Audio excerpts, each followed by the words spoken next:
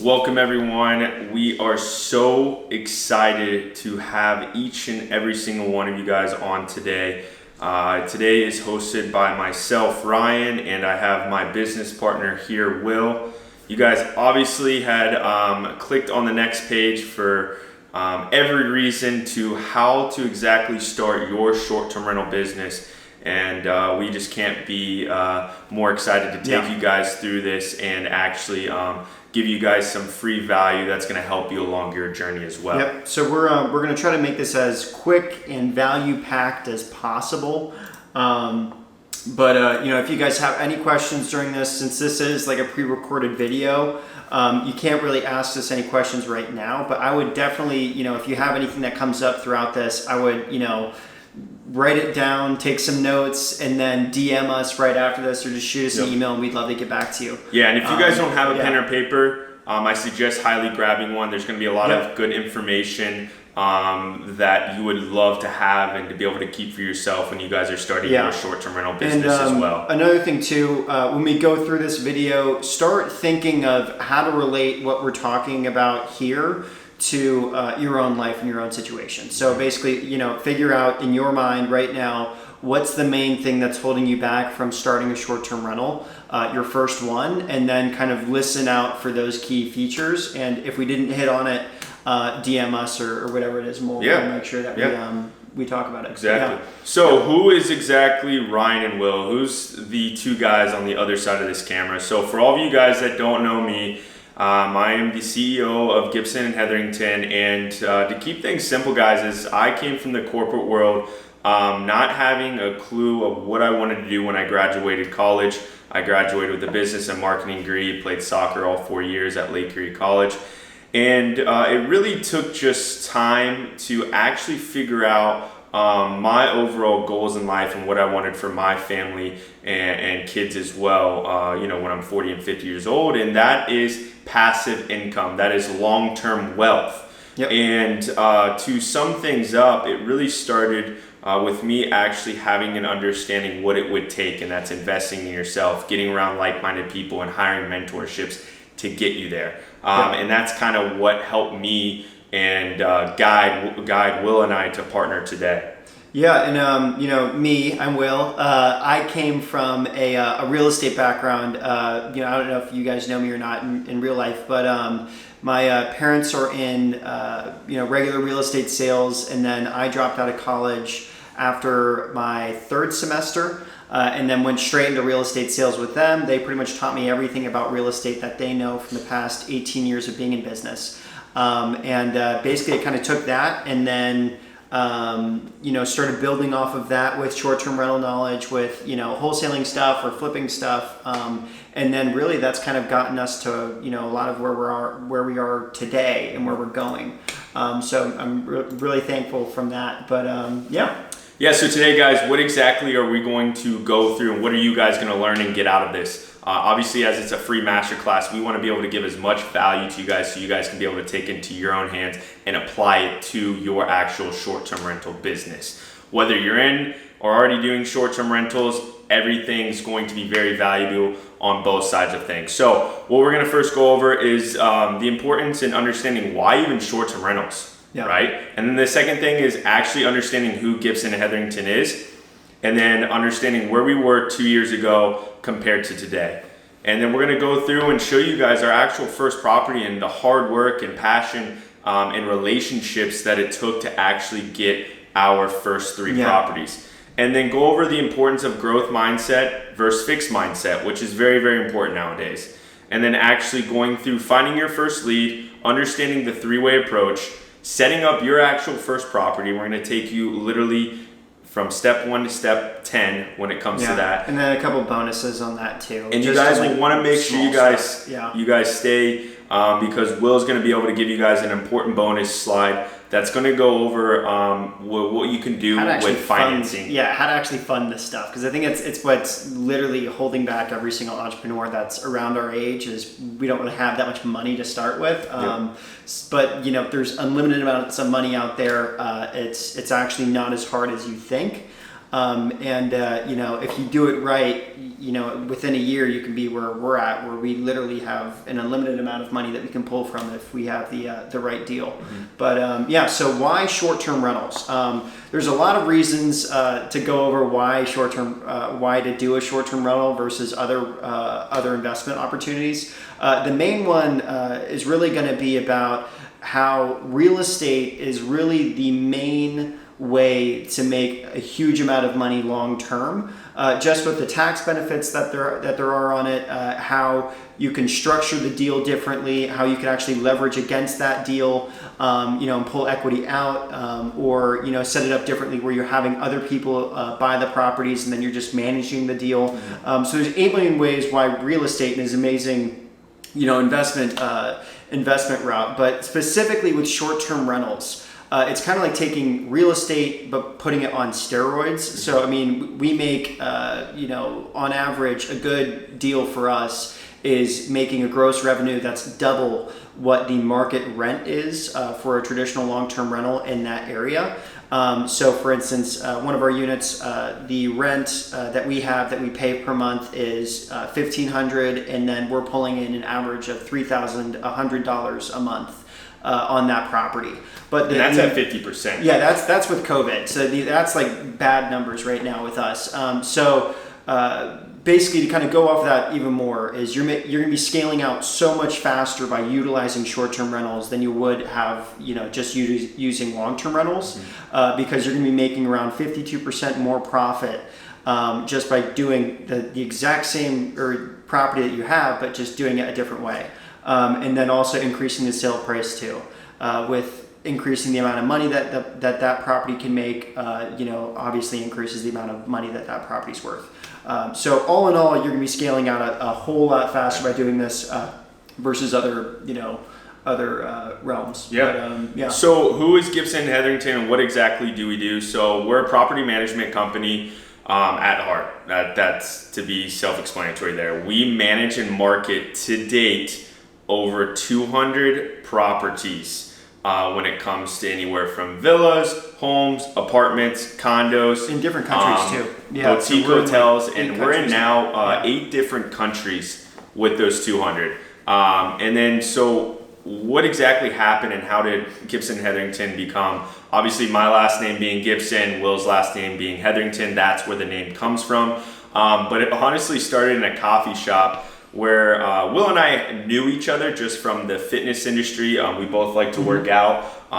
We're real big into mental health. It's still really important. Yeah. That's like the only thing that we don't cut from our schedules. But yeah. We'll miss meals before we miss and it came in. I had been following him on Instagram and his family, and I knew his family just from the real estate industry, and I had been studying with Braden Ross short-term rentals, and I'd been taking other courses that had guided me to having a better understanding of mental health, short-term rentals, and having an understanding of business, and it just all clicked together. And Will and I were like, this is a no-brainer. His aspect and what he has on the real estate side and what I have on the short-term rental side, it made sense for us to partner, and it just worked out, and we've been able to build something in a year that we never thought we would have built, and that's why we are here today to help you guys out. Yeah, I think another thing to hit on too, we don't like talking about money that much, but I think year to date right now, just on the 12 properties that we have in Columbus,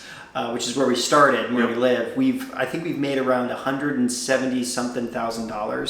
And that on top of how much money that we've actually lost because of like failures and stuff like that, just learning to get to where we're at today. So we've had really great luck by having people above us kind of take us under their wing and get us there. And today we're consistently outperforming every competitor in each of the short-term rentals market. And we're expanding into new horizons. We're doing all sorts of things that no one would have thought we've been doing. And more importantly, we're continuing to obviously learn from each and every one. We're still hiring mentorships, we're still hiring mentors and whatnot to help us grow, because we are not taking the foot off the gas pedal. We're looking to do so-and-so every single month. We're looking to help you guys out when it comes to building your Yeah. guys' short-term rental business as well. Yep. And just so you guys have an understanding, we want to show this some of these published articles about Gibson Hetherington, just from a little bit of a credibility. You see a lot of fake Instagram followers or fake people who reach out to you, try to take your money or try to give you this free value that is just a lot of crap. Yeah. And so you can just see here, I don't need to go through everything, but you can just see some of the top published articles just in the sense of what we are doing and how we're changing the short-term rental industry to be self-explanatory. So for all of you guys that are actually watching, again, we cannot explain how excited we are having you guys. And we want you guys to understand that wherever you are in your life, wherever you're at, whether you're in California, another country, you guys are sitting in the right place right now. Whether you guys are, over the age 18, you guys are a college dropout like Will, you're wanting to create long-term wealth, you're wanting to learn how to create a six-figure income within 1 year. There's a lot of different reasons of why you guys are sitting where you're at right now watching these two guys behind the camera. And then if you guys are obviously wanting to invest in yourself, that's very, very huge in what Will and I learned. That is very important for growth year after year. And then if you guys are wanting to change your mindset, wanting to stop listening to others who just have a negative impact in your life is going to be huge. And then for all of you guys like myself, I know Will didn't work a 9-to-5 job, but I was in the corporate industry. I worked a 9-to-5 job being told what to do, when to do, where, and why. For all of you guys that want to get out of that current 9-to-5 job, you guys are sitting in the right seat. And then most, I think, is if you guys just don't have an understanding or clueless, I guess quote unquote is a better lack of term, you guys are clueless of what you want in life or where you want to go, you guys are sitting right there where you should be. Yeah, another thing too is like, if you're a doctor or something like that and kind of want to, learn about how to make money on the side. I've talked, actually a lot of our friends now are really interested in short-term rentals because it's low time invested for them. And it's a really good way for them to kind of sock away money and have it grow on its own. So if that's you have a killer job, that's awesome. We love that. Good for you. And hopefully you can kind of take some of these lessons and apply it to your portfolio. But So 2 years ago, these next two slides are kind of just to kind of show where Will and I were at 2 years ago and kind of pivot into where we are today. But again, I was a corporate guy. Coming out of college or in college, I was the center of attention. I loved partying.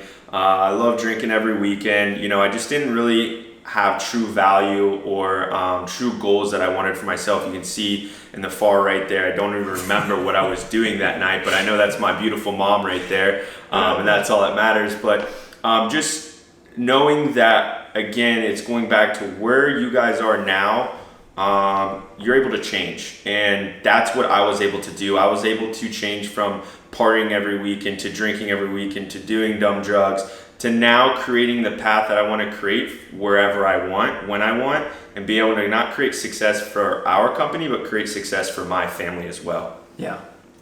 And then this is me 2 years ago. I think I was still in college at this time.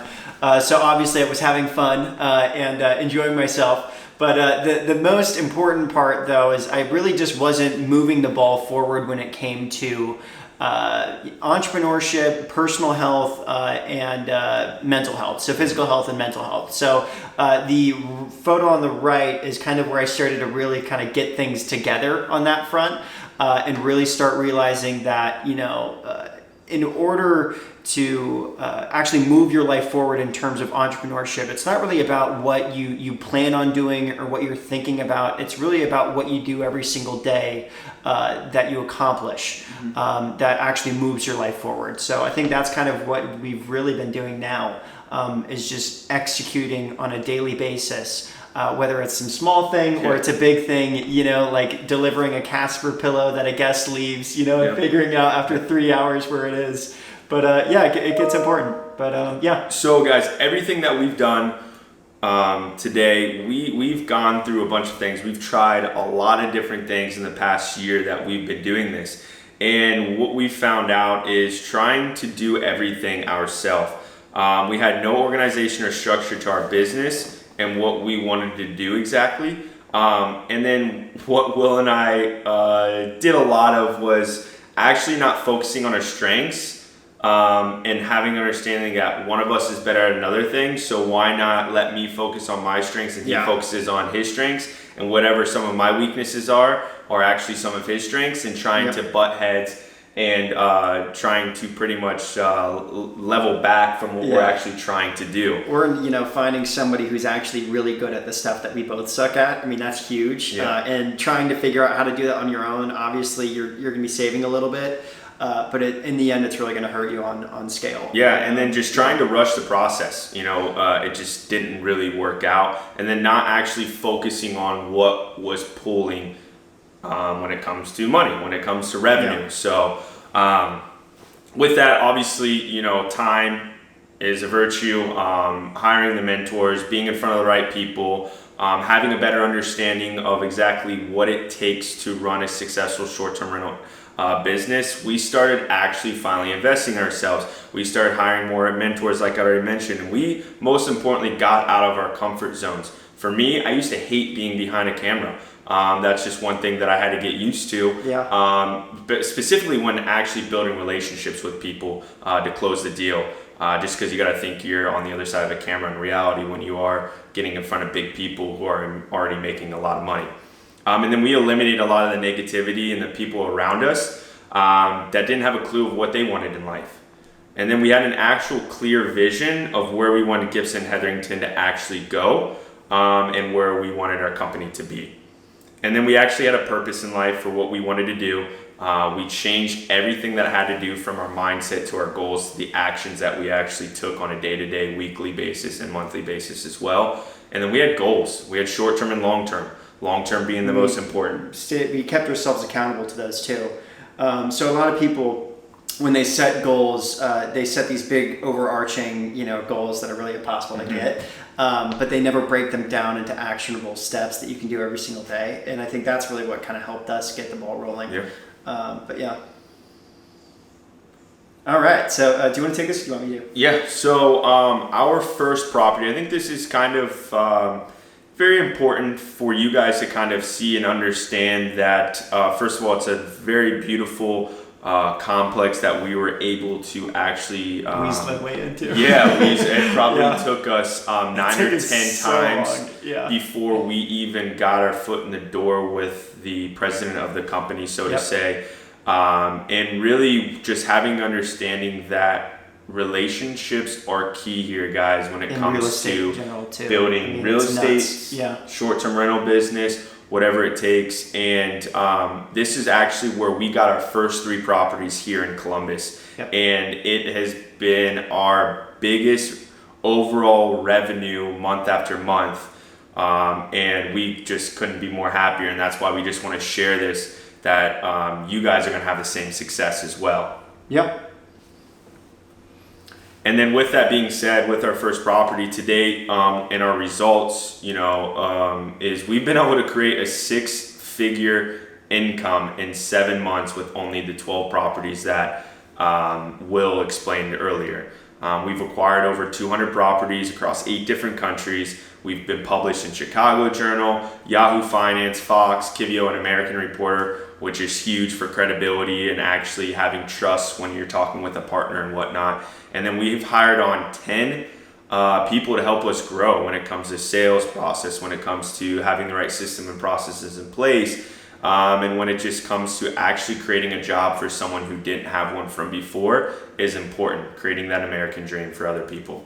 And then utilizing actually our cash flow, which we just purchased our first real estate flip in Nashville, Tennessee, that him and his mom did, that we can go into a later time.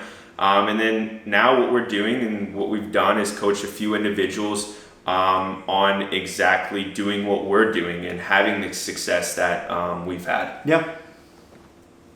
And then our lives today, guys, we just want to be able to show you guys this isn't something that just took overnight for us. This took a lot of hours, hard times, a lot of failures for us to get here. And just a few things for me that I feel accomplished and that you're going to feel accomplished as well is, for me, that was important, is buying my first house there in the top right. I'm That real, we're in now. yeah, that we're sitting in right now. It's great. Yeah. And then I'm a big Rubicon Jeep fan, so I was able to actually purchase this year, 2020, my first Gladiator that's sitting right there at the bottom left-hand corner. It looks that I actually got that was sitting on the rocks there, and we want to be able to you guys to see and have that success as well. And obviously, I mean, like a lot of this is more important than just having stuff.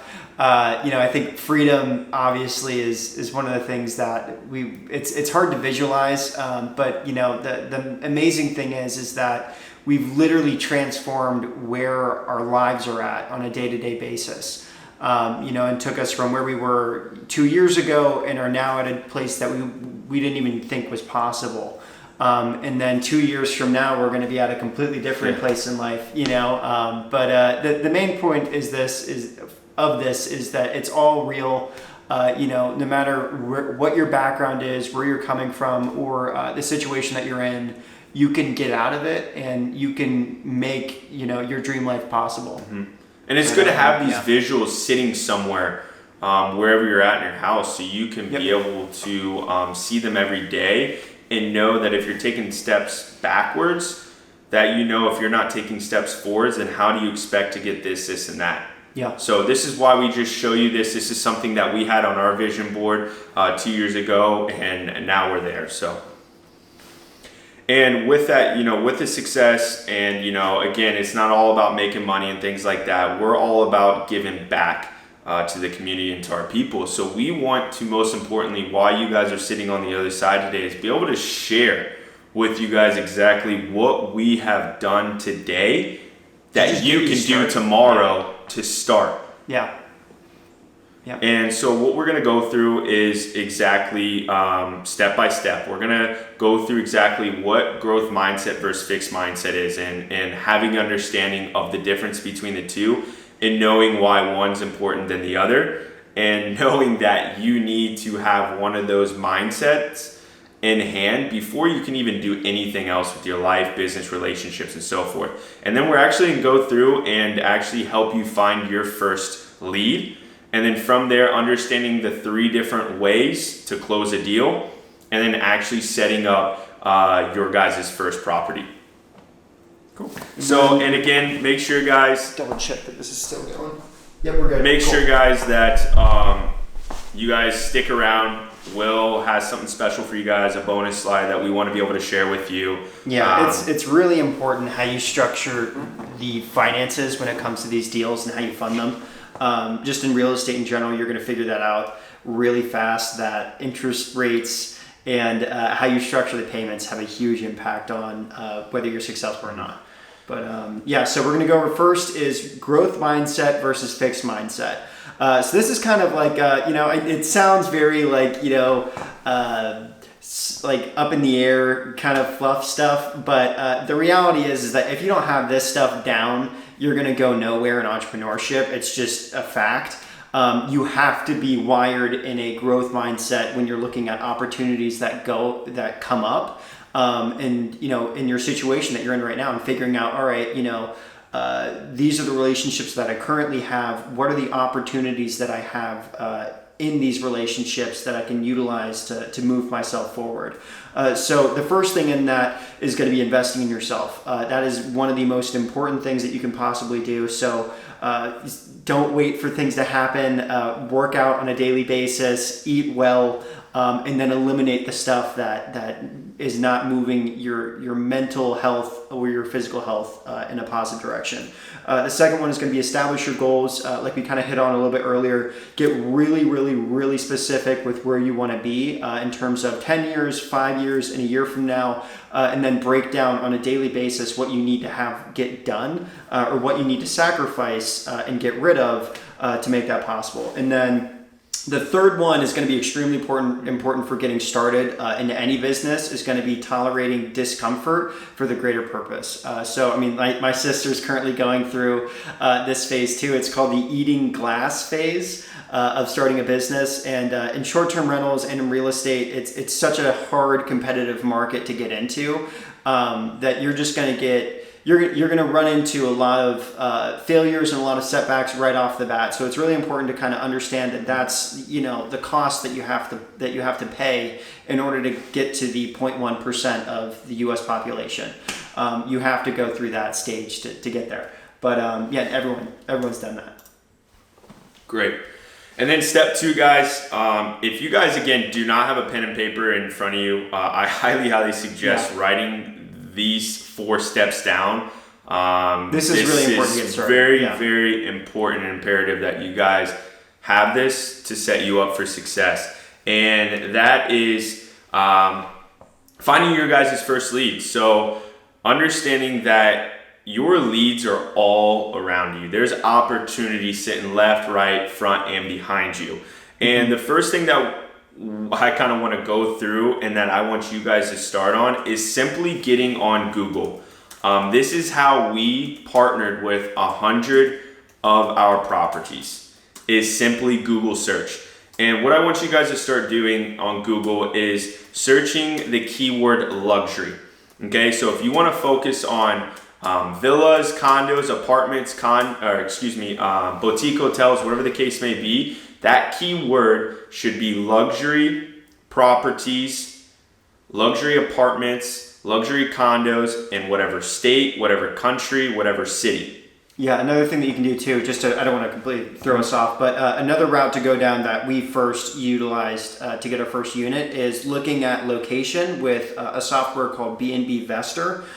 So basically it's a software that looks up the current short-term rentals that are in that specific area. And then what I want you to do is figure out what is the highest performing areas and buildings that are out there compared to the margin between how much they're making a month and how much the rent is a month or the mortgages in that area. And then I would basically start there and then start going backwards based off of what Brian was talking about and figure out like, all right, what villas are here? What apartment complexes are in this place? Are there any places that are currently up for rent? Are there recent closings that came up that they're looking for new ways to utilize that commercial property that they just got? Mm-hmm. Stuff like that is extremely important. And start with where you know too. So don't go start in Los Angeles if you live in Ohio. Start in the exact same city that you're at now. It'll be extremely easy. It'll be a lot easier for you to get your foot in the door and get somebody to actually trust you that way. But yeah, sorry. No, you're fine. And then with Google, start utilizing Hotpads, Zillow, and then even referrals is huge. We just got 2 properties in Tampa based off a referral based friend who had given us someone's information. They had known who we were and what we were capable of helping them out, and they were looking for someone like ourselves. And then the next thing is vacation properties. So again, guys, just start with Google. That's gonna be the first thing. You are gonna find hundreds, if not thousands of leads to actually start contacting. And what you're looking for is when you get on these websites or any sort of like contact list, is you want their email and phone number so you can follow up by giving them a call and then following up with an email. And just making sorry guys, the camera kind of got cut off there. So the main thing what I was going at is when it comes to Google and searching the keywords is when you guys are finding these leads, getting on their websites or these certain platforms, the main thing that you're looking for is their contact list, a way to get a hold of them to present the information that you need on why you should be able to help them out or why you should be partnering with them. And that's their phone number and email, just 2 points of contacts. And what I would say with that to even go further with this is don't just contact them once or twice. There's a thing called the 222 follow-up, and you should almost be contacting them 6 phone calls and 6 emails. All right, and it should be in every 2 day, every 2 weeks, 2 months when it gets to a certain period of time. So again, just understanding that there's hundreds of leads by simply just utilizing a free system called Google and start with those keywords where it's a luxury, beautiful properties in Texas, whatever the case may be there. Yeah, and for your first deal too, I just want to jump in real quick. You're probably gonna have to sweeten the pot just a little bit to get them to trust you because there's a lot of people that are trying to do this in the industry that are kind of full of crap or they really have no idea what they're doing. So I mean, they're gonna have limitations on who's coming into their building, if they're, like commercial guests, or if they're just random people that are homeless going into their place, so they're going to have issues with background checks, all that kind of stuff. So basically what I would go over is really fine-tuning the common objections, and we can help out with this too in the future, but researching your common objections that people come up with, and then having a response that completely shuts down that argument or that conflict. And then once you talk to them in person, then you'll be able to really get the ball moving, and just get your first deal, make money with that. Then you'll have credibility in the area and numbers to pull off of when you go to your second deal, and that'll really help you out there. No, that's huge. And then I think step 3, one of the most important things to have an understanding is, because there's 3 different ways to close a deal depending on whatever route that you want to go. And those 3 ways are a master lease deal, a management deal, and a marketing deal. And right now, Will and I, we actually do all 3. We're actually segmenting and going towards more the management and marketing route, which we'll explain. But understanding what a master lease deal is, guys, is more or less what that is you're taking any sort of property from a property management to a homeowner, and you're subleasing it out. So what is subleasing? Is you're paying the actual rent that they want, plus on top of utilities, cable, and internet, and whatever else you decide that you want inside when you sublease it out. Very self-explanatory there. So that's probably gonna be like the most common way of you getting started, especially when it comes to you renting out somebody's house or whatever it is. But the only factor that I do want you to understand is that you do have to be very careful when it comes to where you're doing these things, because when you're doing a master lease, you're signing a contract, and then obviously when you sign the contract, you don't do your personal name. We're not lawyers, but I mean, you don't do your personal name. You do your business name, your LLC, and then. But you're still signing a contract with your name on it. Versus management deals and marketing deals, it's very different. You're more going as a partnership standpoint, where if something happens, with COVID or whatever it is, or some weird recession happens, or if zoning changes and you can't rent out the unit anymore, you're not screwed and have to make up those payments. So that's kind of why we've transitioned away from master lease deals, but you still can do them to get started. And I do think it's a really good idea. Yeah, I would 100% recommend. I put these in order from master lease, management to marketing, because this is the order that you should follow. Is starting out with a master lease deal, because those are going to be the easiest way of you actually getting your foot in the door and getting your hands wet. So again, master lease is just simply subleasing someone else's property and taking a profit. And again, what Will is explaining is understanding that if you guys are scared because there's an overhead expense that you're looking at, like, oh my God, I have to pay $2,000 a month. Well, if you do the right research from what we explained on last slide, and understand the right location, and understand by going on B&B Vestor or AirDNA and knowing what short-term rentals are pulling what based off a 1-bedroom up to 5-bedroom, going into that deal that you're going to make double, if not triple, that profit of what you're actually paying out, and make money on it month by month. Okay. So then the second thing is a management deal. Is simply what it says is you're managing someone else's property for them and taking anywhere from a 20 to 30% of the gross revenue. And when you're managing, sometimes what you'll run into is you have some homeowners that are already doing short-term rentals, and you'll have some homeowners that are not. So having an understanding that you shouldn't be pitching something right away, you need to know exactly what they're doing, why they're doing it, and figuring out what's working and what's not working, and then you'll be able to understand. But what a management deal kind of goes in hand with is you will have to hire a handyman, you will have to hire a cleaner, and most of the time, if you're not in the area or surrounding area, you'll have to hire a property manager to handle any sort of issues. Which there will be issues, and you will deal with that. And these issues are simply as like, hey, there's not a blanket, or the cleaners didn't leave extra sheets, or, I need an extra roll of toilet paper, or, something just tedious as that. Will and I, since we've been in this business, we've probably dealt with 2 or 3 huge issues where we've had to kick someone or evict someone out, or just simply had to go in. We've seen it all. Yeah. So if you have any questions or like, concerns about the stuff, just reach out to us. I mean, we've dealt with, prostitution issues. We've dealt with people, doing drugs in our units, or, most recently a child. There's a child abuse. A child abuse issue. So I mean, like you're dealing with the general population, and anytime that you do that, you're going to have problems. The issue is that your name's on the door. Yep. So if something happens, you need to be prepared. Not to scare you, but you need to be prepared for those scenarios if they come up, because eventually they will. Yep. But, and we just want to give this information to you guys because I think it's valuable for you guys to understand, who's sitting on the other side, that any business that you run, there's things that come up and people don't want to tell you what those issues are. Yeah. So that's why we're being transparent and proactive with what we're giving you guys. Yep. Because this is something that can be very successful if you actually understand the whole back end of things. So again, management deal is you're simply managing the property for the homeowner. You're taking stress off of their hands. That's the important part. You're handling all guest communication. You're handling everyone that's coming in and coming out. You're talking to your property manager, the maintenance guy, and the cleaners, and then you're paying out the homeowner 70, 60%, whatever deal that you decide to make at the end of the month. And one thing to know is understand with that overall gross revenue, we get a lot of questions on what exactly are they in charge? Well, they're just in charge of just the typical wear and tear of a house.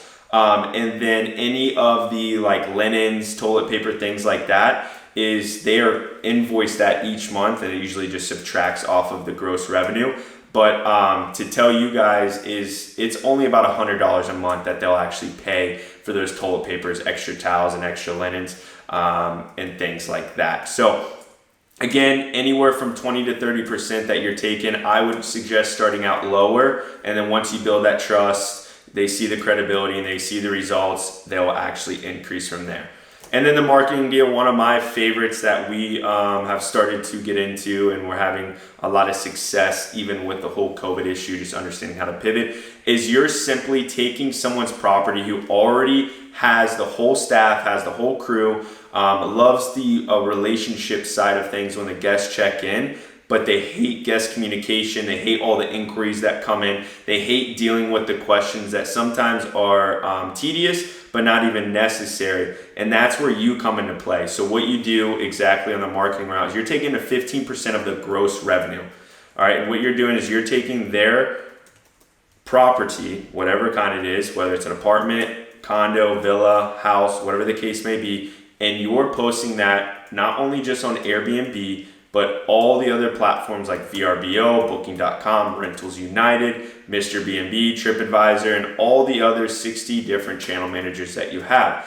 And the reason why that's important for you to have an understanding of why we market on all these different channel managers is because there's three different things. When you guys have more visibility or create more visibility, you're going to create more bookings and have more bookings. Okay. And then the third thing is when you're able to have more bookings and create more bookings, more revenue that comes in. All right. And a lot of the times your partners don't know how to market their portfolio. All right. So that's where you come into play, and having an understanding that, hey, I have something where I'm able to actually market out on all these different channel managers to help you increase visibility, occupancy, and overall revenue. And it's a no-brainer for them because they don't have to do anything but check in and check out the guest and make sure they have that 5-star experience. So again, the three-way approach: master lead, this is good, management, and marketing. Cool. All right. Sorry, I was just making sure it's still recording because it's like shut off like 3 times during this. So the next one that we're going to go over is setting up the property. This obviously is your product that you're selling. This is how you're going to be making your money. So it is very important that you do this well. Because I mean, I've seen people that, even in Nashville, where they've gotten the major points of this whole business down, but they're falling short on the most important thing, which is the actual product, which is your unit. So basically, where do you even shop from? This is going to be extremely important because the more expensive the higher the expense it takes to furnish your units and get them off the ground, the more or the longer it's going to take for you to actually make a return on your investment. So ideally, for us, what we do is if we have a 1-bedroom unit, we're going to be around like $6,000 to $8,000 depending on the quality of unit that we're in. Mm-hmm. But the easiest way to figure out what the level you need to be at is going on B&B-Vester or an Airbnb, and then figure out what the top performers in that area are pulling. So if you're in Columbus, I would look up our units and then see the quality of finishes that we have and the quality of furnishings that we use. So one thing that you're going to do, you're going to go through Wayfair, Amazon, Facebook Marketplace, and IKEA. A lot of these do have business accounts. I would try to utilize those because you can find a business, what's it called, a business exec or account manager or something like that, where basically they can help you source a lot of these products from their website, and then you're going to basically compile a massive list of everything that you're going to need. So basically you're going to have 3 different bed options from 3 different websites, the best option from each website that fits your budget. And then you're going to go through every single thing there, and you're going to start stockpiling these things. And then once you have a deal that's ready to go, you're going to be able to just quickly move everything in, so you don't have to waste any time or waste 3 weeks, of revenue basically on just because you've been waiting on furnishings to come in the door. Mm-hmm. So number 2 is going to be walk through the actual property. So measurements, map out basically where everything's going to go. It does help sometimes if you aren't really if you aren't good at design to incorporate a designer to help you out. It'll help you figure out kind of the homey aspects and make sure that your place doesn't really look sterile. Which is what a lot of Airbnbs have an issue with, is they're trying to make something that's a home, but nobody lives there. So like there's things that you can do with decor, with art, and textures and textiles and all that kind of stuff that can make things a little bit more enjoyable to live in. And